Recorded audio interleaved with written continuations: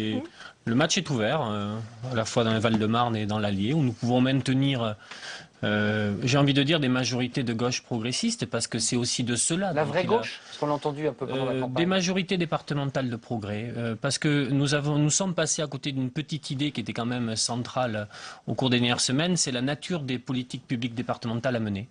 Et je sais qu'une majorité de gauche en Seine-Saint-Denis, comme dans le Val-de-Marne et l'Allier, ce n'est pas les mêmes politiques de solidarité, notamment pour les populations qui en ont le plus besoin.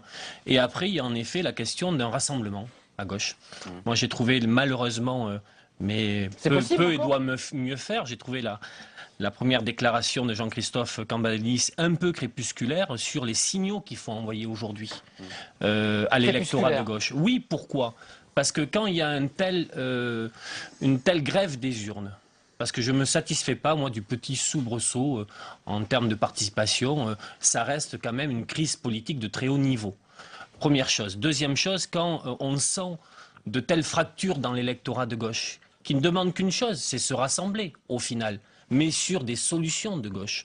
Je pense qu'il faut, contrairement à ce qu'a fait l'exécutif dans ce pays, que ce soit municipal ou européenne, aujourd'hui, ce coup-ci, envoyer un message fort. Trop tard, il n'est jamais trop tard. Il n'est jamais trop tard. Il faut que le rassemblement s'effectue partout au plus haut niveau, mais il ne peut pas s'effectuer hors sol. Il doit s'effectuer sur des engagements pour une politique de gauche qui tourne le dos à l'échec des politiques actuellement menées.